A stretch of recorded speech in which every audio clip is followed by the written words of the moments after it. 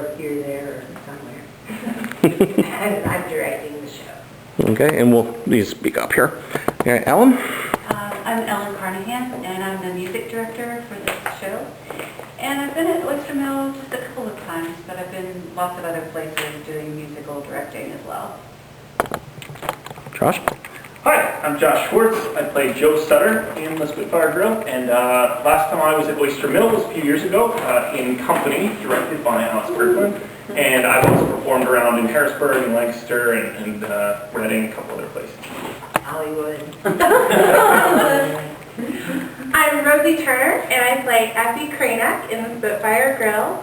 And you've never seen me at Oyster Mill before, so this is my little debut with jazz hands. I have done local theater, some other places, but I'm very excited to work with this cast and this play. Hi, I'm Rebecca Strom. I'm playing Shelby. This is also my debut. I've also done shows in New York, Harrisburg, Gettysburg, even Texas, actually. Cool. I'm excited to be here. Hi, I'm Becky Wilcox. I'm playing Hannah, the owner of the Spitfire Grill. And I'm very excited to be back at Oyster Mill after an 18-year absence. The last show I did was in 1999 here. But I did several shows in the 90s. Recently I've been performing a lot in New York, did a couple in Carlisle, Gettysburg, Phantom in Harrisburg, and that's about it. I'm excited to be back. Hi, I'm Nina Klein, and I'm playing Perchance Talbot, but Percy will do. This is my Oyster Mill debut as well. I have done shows in Mechanicsburg, York, and I'm excited to be here with everyone. Hello, my name is Joe Logue, and I play as the visitor, and this is actually my first stage appearance ever. Go Jasmine. And I'm very excited to be here and to thank all these people for the massive support I obviously get every day for even coming to rehearsals. And I'm Michael Beckstein. I play Caleb Thorpe in the show, and I was last seen here in I Love You Now Change playing, I don't know, 50 different roles. It was 11, I think. But it was a lot of fun and really love the show and excited to be a part of it. Okay, thank you very much. Okay, we're just going to stay with you, Michael, here very quickly. I would like you, in character, to tell me about your character.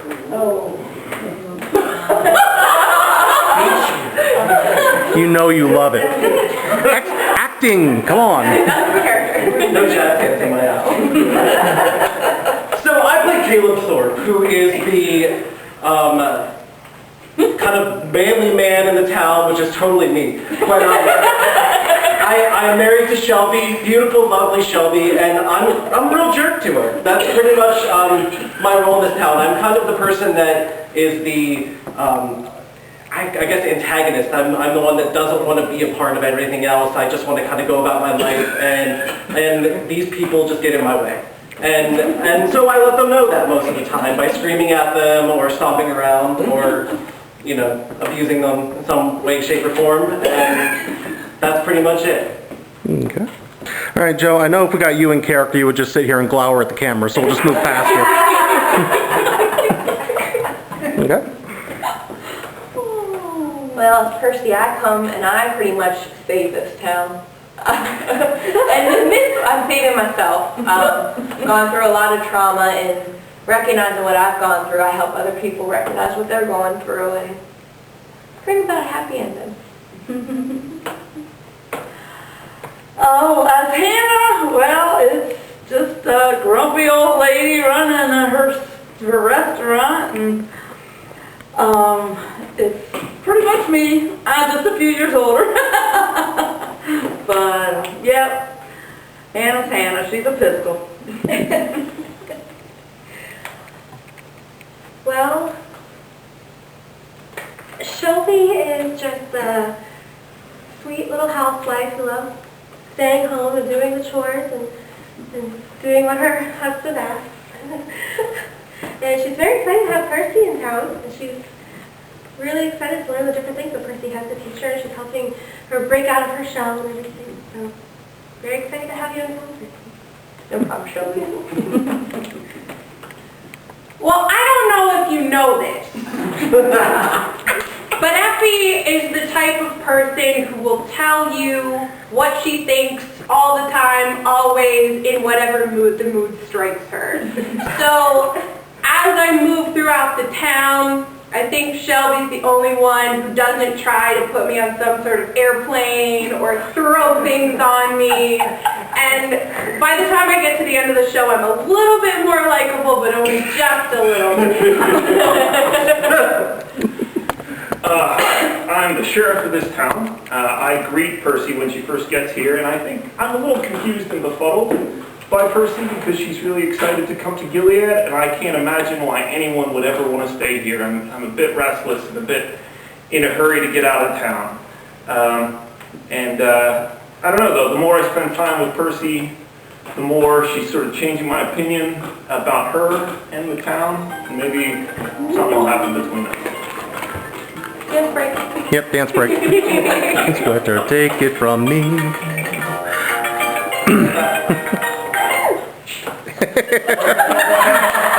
Okay, intermission over. Moving on. I may just leave that in there. I don't know. I kind of enjoyed that. Okay, Alice, I'm getting close up on you here. Okay. Oh, no, it's very nice. Okay. All right, I may actually intercut some pieces of Little Mermaid in here now. I'm in that frame of mind. Okay, this is true. All right, so Alice, Central PA theater legend, back there. The woman who gave me my start, so all of this crap that I annoy you people with, blame her.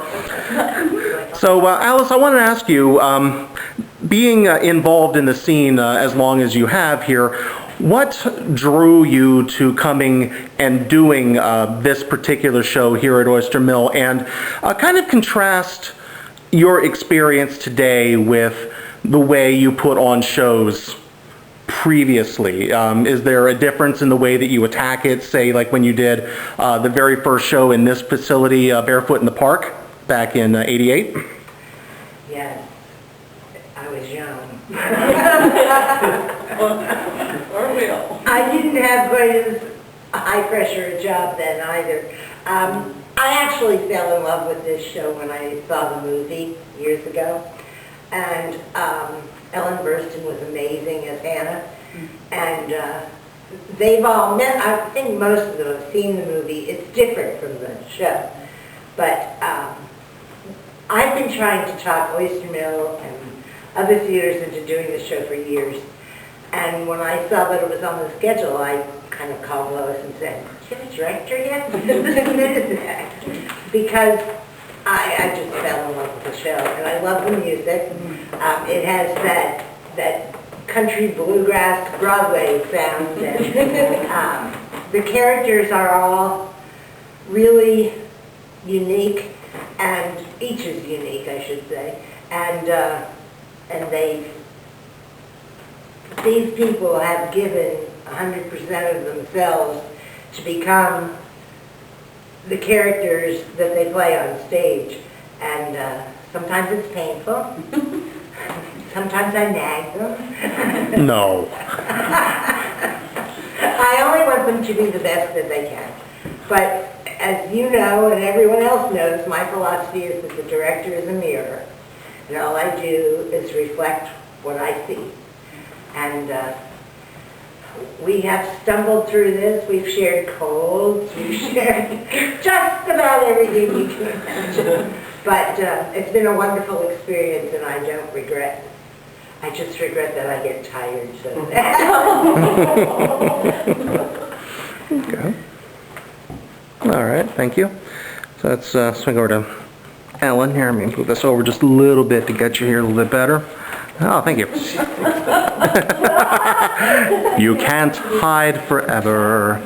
Okay, so I wanted to ask you about the music. How do you feel about your music and your staging in this show as opposed to other shows that you have done? What makes this particularly different?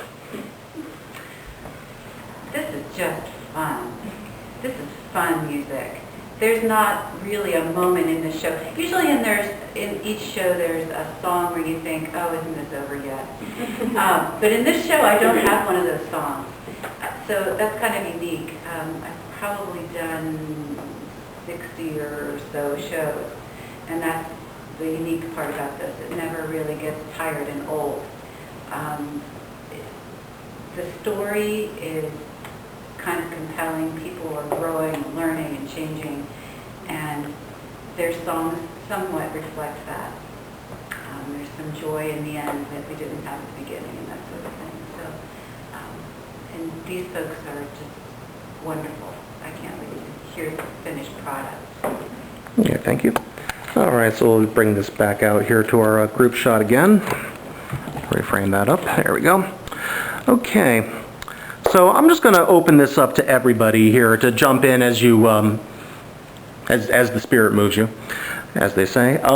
What is the takeaway from this show? What is the moral? When you read the script, when you get up here and you act it, what are you walking out of here with? How has this changed you? I think for me, there's nothing you can't come back from. No matter how dark or how awful something happens to you, and no matter how long you hold on to that pain, there is redemption if you're willing to allow it to happen. You can start again. Yeah. For me, especially with my character, I feel like it shows that everyone is constantly growing and changing. Sometimes mostly for the better, as in our show. So I think that's kind of nice that you can see that development, and you can take that away in everyday life as well. All right, thank you. Okay, so we'll just have a quick second of fun here. Starting with you, Joe. Tell me something about you that nobody knows. And remember, this is a public channel here. So. I guess a big part of my life, I was a Marine, veteran infantry, actually down in Camp Lejeune, served for 5 years, served over in Afghanistan and Spain, and yeah, so it's something that I'm sure these guys didn't even know about, so. Mike? Beyond the fact I always use that I have the same birthday as my mom and my brother and dad have the same birthday, that's our fun family fact. What's the other thing that a lot of people don't know about me in my adult life is that I used to have a pet chinchilla for like 7 years, and they're not very fun pets because they try to get away when you open the cage, but they're really soft, and they take dust baths, so it's really kind of cool. But that was what I wanted for my 16th birthday, and that is what I got. And what did you do with the coat?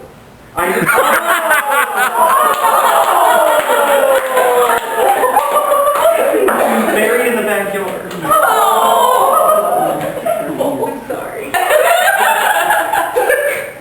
Well, that took a turn.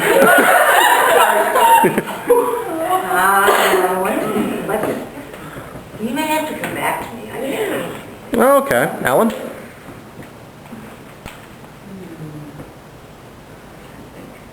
These people know. At least one of them.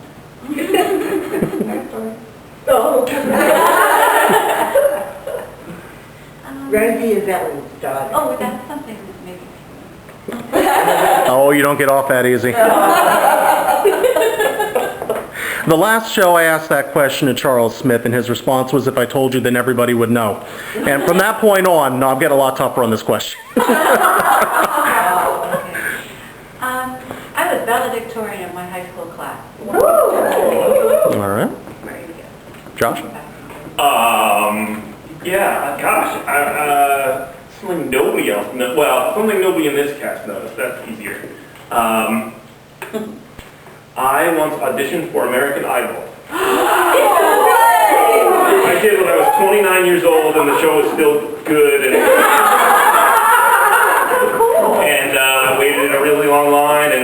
actually hung out with a bunch of friends that I saw, and then I jumped the line by a few hundred people because I saw somebody I knew. Spent half a day there, and then I didn't get picked up. It was fun.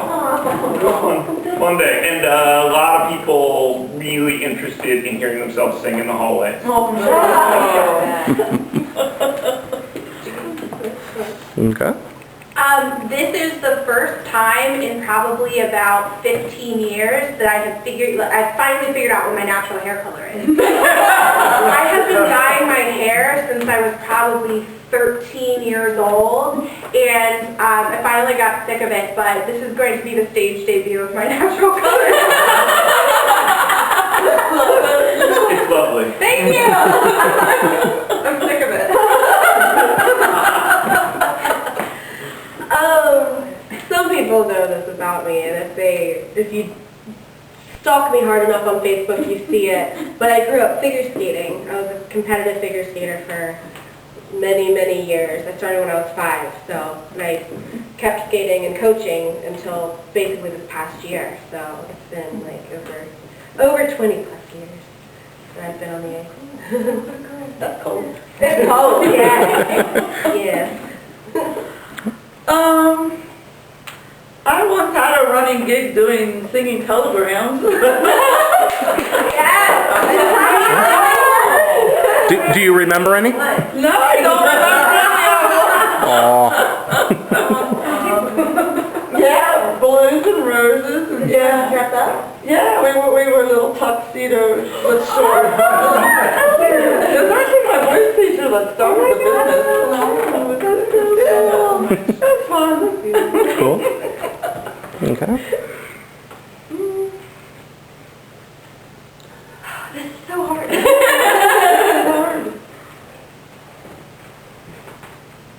Well, when I was in graduate school, I had a concentration in terrorism studies, and I actually concentrated on a giant research paper on the zombie apocalypse and how it relates to the crisis of terrorism in today's society. And I got an A on it.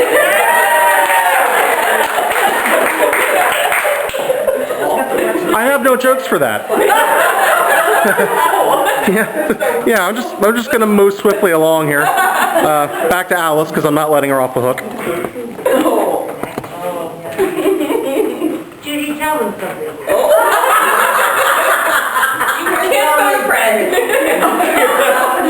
Well, I used to coach Sherm Hemsley on his lines when he was here to do Driving Miss Daisy. And I did alterations for Sally Struthers when she was here to do Gritty. There you go. Those are probably my claims to fame. I was the company manager for My Share Productions, and we took many, many shows to Laughlin, Nevada to perform in the casino. And we had a great time. Nobody famous, but probably my favorite was when we did, I can't remember the name of the show, but the girls all got applause in the middle of the show. It was something about the 60s doo-wop girls, I can't remember. But you did it at Fishing Creek. Beehive. Taffeta. Yeah. Beehive. I know, like I did. Taffeta, darling.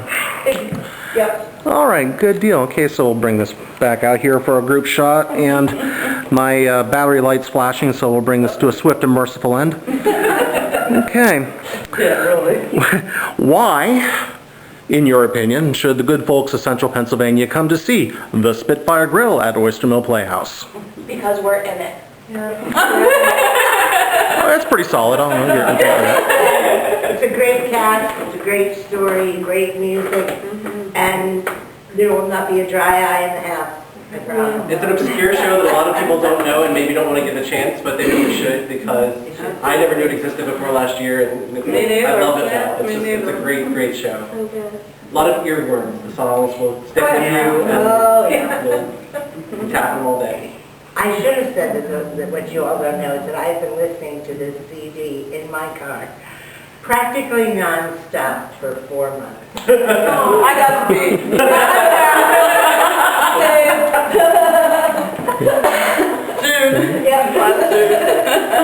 Nice. All right, well, thank you very much, everyone.